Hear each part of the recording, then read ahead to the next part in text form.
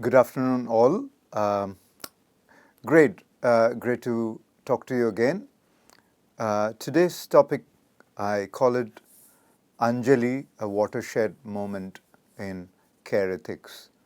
Well, I consider this lecture as a sequel to my lectures on governmentality, meaning I'm this lecture 1 and 2 on the film Anjali is going to, in many senses, demonstrate how how useful Foucauldian framework is for understanding multiple ways and means by which governmentality works.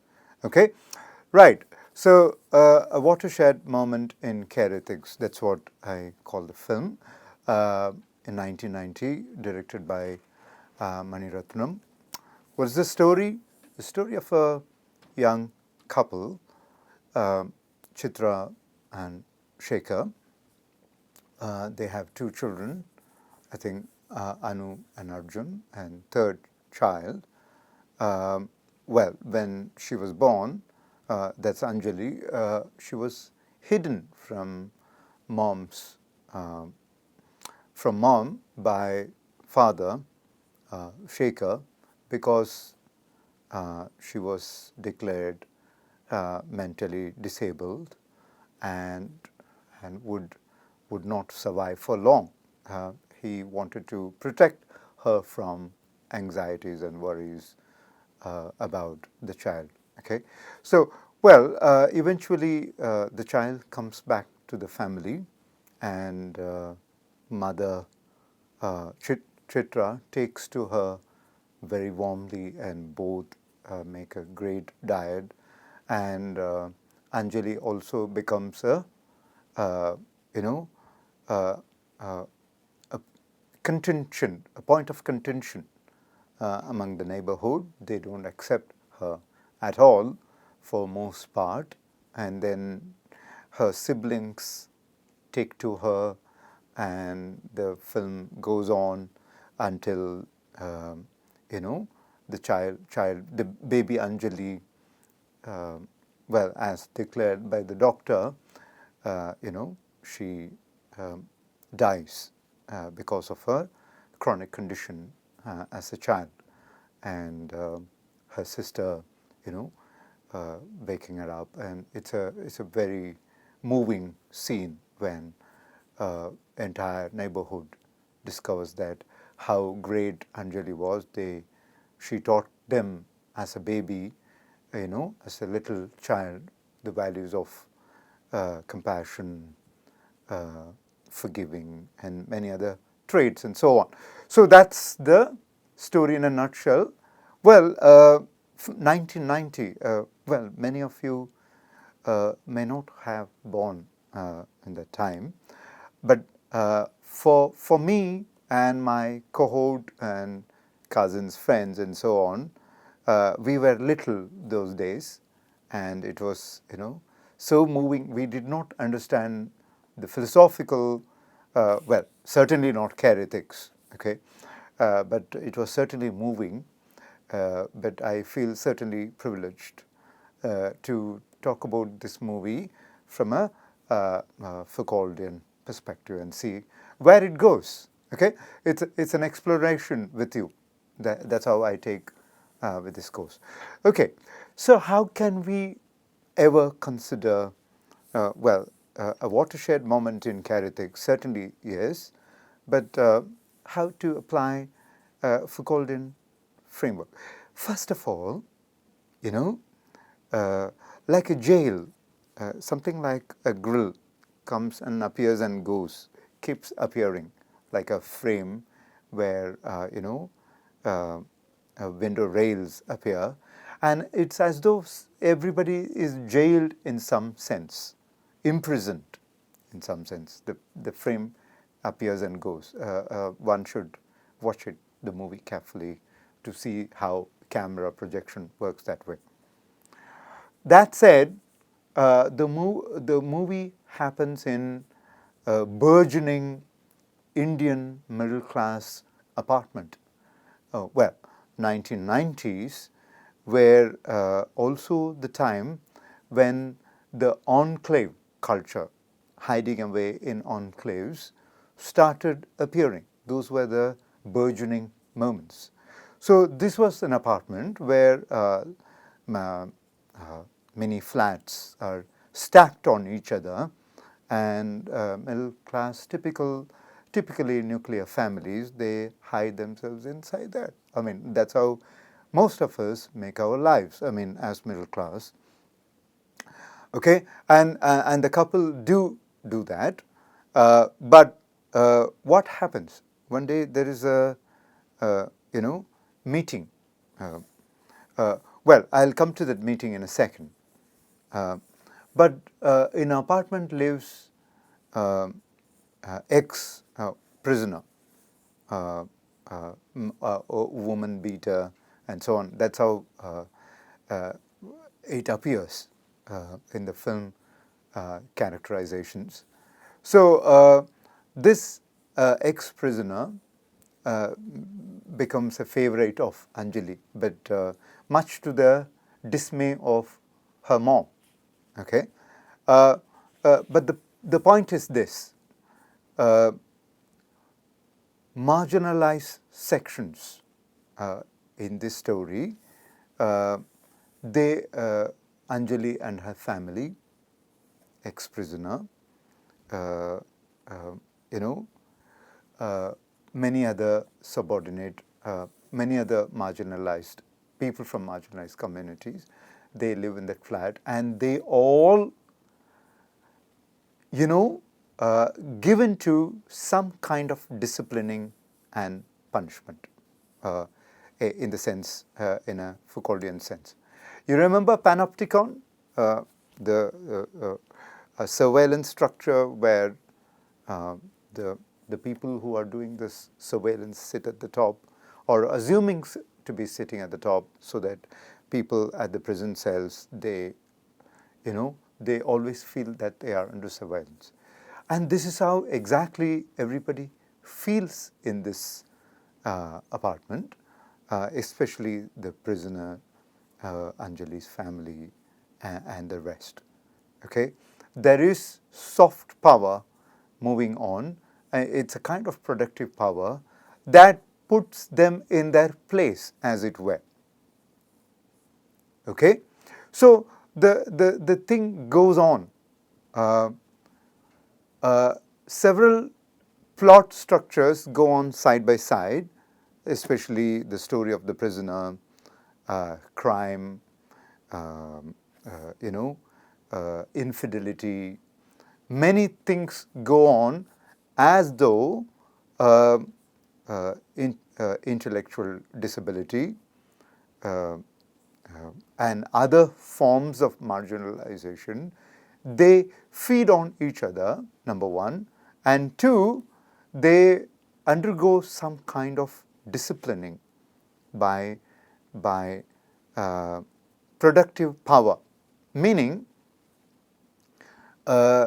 ex-prisoner will have to be in that place, and he has to be, if he is not in his place, he will be placed in his place by the community, the law, the cultural systems, community expectations, and other things. And so goes the community life.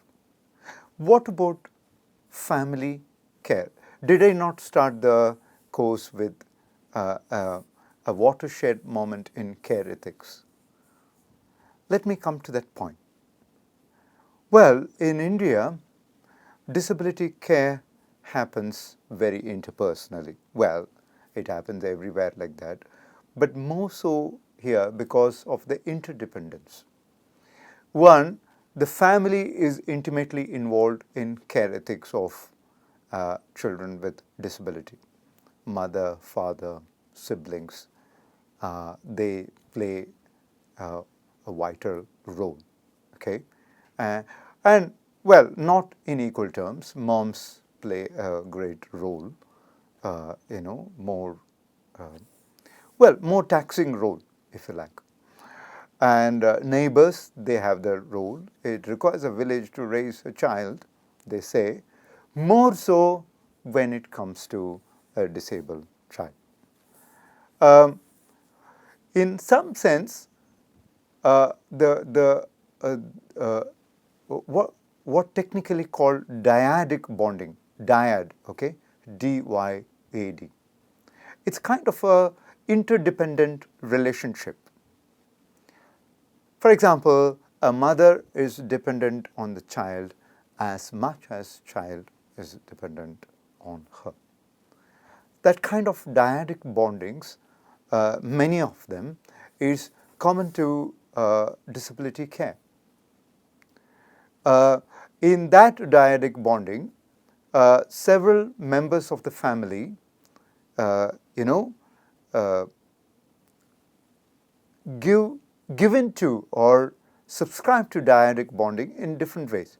For example, take moms, for example.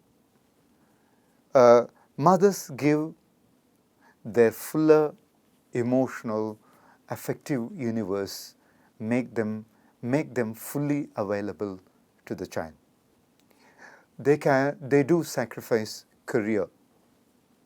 They do sacrifice, um, um, you know, other desires to be spending more time with their spouse, going out, and so on. I have given links to the movie film clips on YouTube. Kindly watch it. It'll support. It'll certainly justify what I'm saying today. In fact, there's a moving anecdote in which baby Anjali is so cozy with this prisoner guy, but sort of pushes her mom away from, and mom says, you know, I sacrificed everything for you. Why are you not recognizing me? Why are you not even acknowledging my presence? That role ably played by Revati, madam. Okay, so it's a very moving anecdote in which she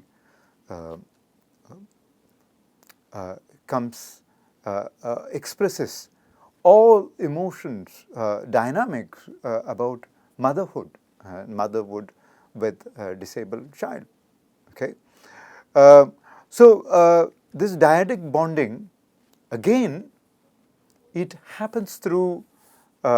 It's a productive power. I'm not saying mother has affection for children because she gets some power out of it. That's rubbish. It's all about how care work as a productive force. And it keeps carrying on. That's why I brought this. Even dyadic bonding is part of the productive force that that circulates in several institutions, including family. Fatherhood. Well, in fatherhood and child and is also an object of dyadic bonding. Well, father conventionally, in a traditional sense, fathers don't spend as much time, but the roles are changing now, and for the good. Fathers now, you know, thanks to a realization of patriarchy, the negative influences of patriarchy from in the young generation, you know, fathers are becoming, you know, more available like moms. So father time is generally associated with disciplining, you know, supervision, enforcement, and so on. But again, to understand dyadic bonding, we need to understand influences on women who are moms of disabled children. Well, their emotional health, mental health, their well-being is, you know, uh, subjected to many power equations. The chief among them is emotional burden. I mean, they are faced with guilt, like the anecdote that I was talking about. They are faced with the burden of uh, uh, conventional notions of emotional well-being. For example, women are expected to, at least moms definitely, are expected to have more link to affects. They are emotionally, supposed to be emotionally loaded.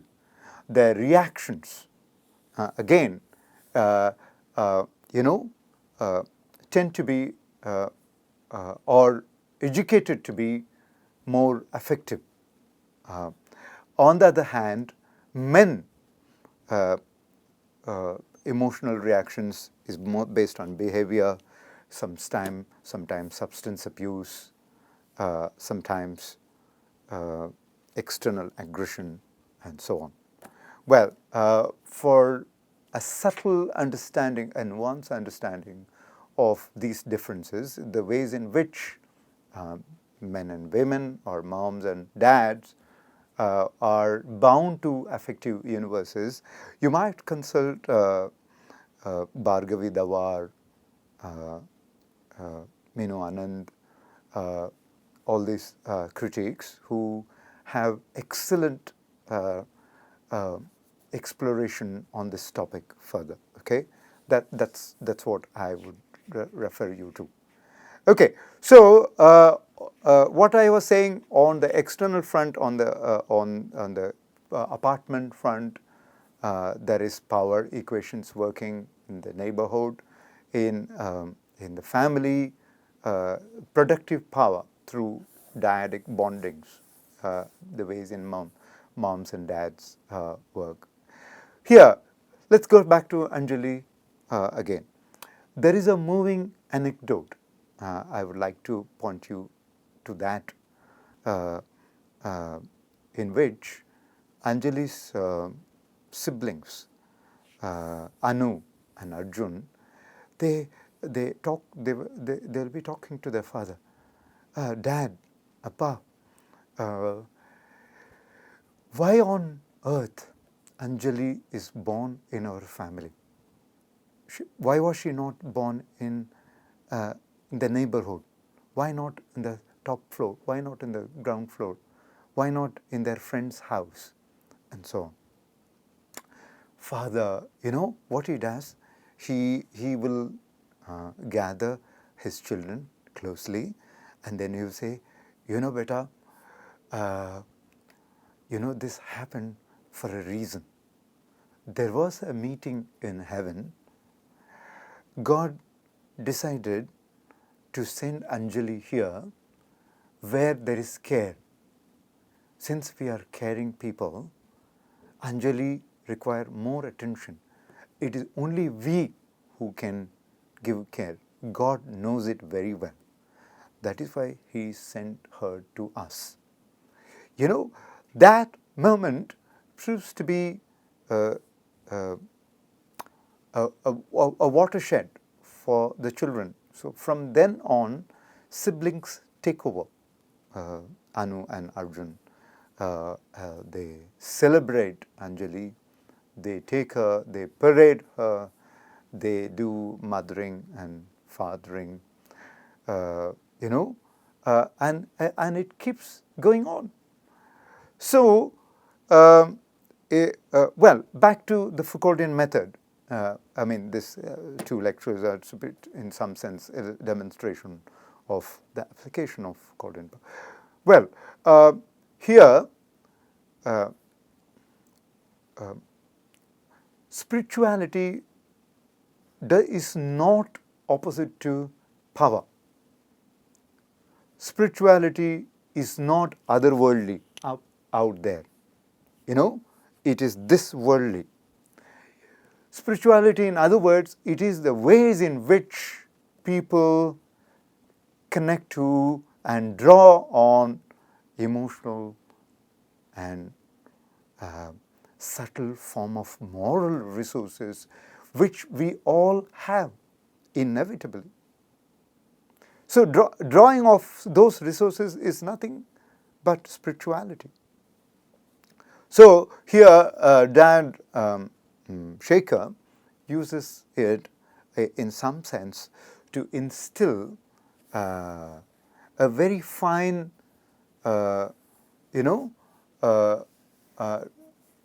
response to Anu and Arjun, so that they become very responsible to Anjali, their mentally disabled child. By the way, what is the nature of disability? What is its label? What is its name? Was more or less unavailable those days. The reviewers call autism, some say cerebral palsy, and so on. In any event, diagnostic and statistical manual became clear about autism and its spectrum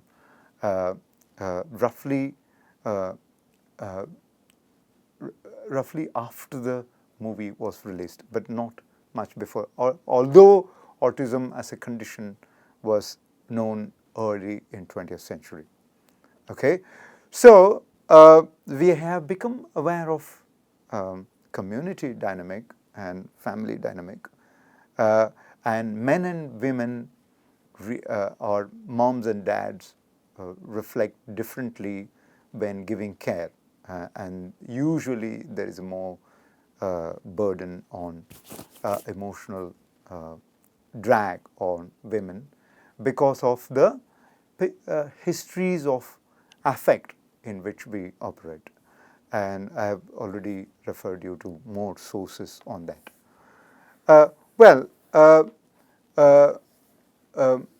On emotion, I like to make one more point before drawing the introduction to Anjali to the close. Well, emotion is a community response. Emotion is not intracranial. It is not by any means that happens in my body and within my chest or my eyes tearing and so on. It is not. It is both. It makes both individual and communities possible. Okay, so in that sense, again, emotion is an organic power system. It makes individual and their places in communities very special. More so when it becomes bringing up disabled children. Mind you, bringing up disabled children is a matter of instilling, organizing, promoting, and watering sense of subjectivity. Subjectivity is not just self. It is made up of our background, our histories, family. Histories both personal, political, and cultural. And also subjectivity is, interpersonal. It is also made by care ethos in which we are raised. So, Anjali does not survive long, but the subjectivity in which she is brought to the world and brought through the world via her family and community demonstrate that emotion is an organic system evolving through individual and community. Right. Little bit of basics about emotion. Well, in the Western context, I'm not saying at all that the Western world does not see emotions publicly. That's not true. They do have community programs, community help services, voluntary help, and there is good amount of trust on community health. Okay, but in the Indian ethos, emotions for sure is a organic entity. Natya Shastra, beginning with the Natya Shastra, we have emotions of various kinds that have been seen as being an organic unit. For example, let's walk through one or two emotions. The emotion called bhakti. Okay, bhakti, roughly translated in English, is devotion. Look at the kinds of bhakti that is happening here. Don't always associate bhakti with the devotion to God. Okay, bhakti can happen elsewhere too. For example, mother's devotion, Chitra's devotion to Anjali here, siblings' devotion to Anjali, father's devotion to his daughter, communities' conflicting devotion. Okay, and so on. Bhakti can emanate in the crowd, a massive amount of people gathering together, and they can be going on a pilgrimage. They can come together to celebrate a particular, religious festival. They can visualize God in the form of a baby, say baby Jesus, baby Krishna, and so on. They can, organize death rituals, funerals, and so on. So bhakti has many, many minuscule forms. So we cannot just imagine that this is an intracranial matter. Right. Take one more example. Shringara, roughly translated as love, but Shringara has a romantic angle of happiness, profound happiness, angle of, general generosity, feeling good, and so on. So all those things, all those emotions, they can be community objects as much as individually oriented dynamics. So here in Anjali's in the film, we have the care about Anjali as a disabled child happening in the family circle, the apartment life, and beyond. Okay. So, what is my concluding remark about Anjali as a watershed moment in care ethics?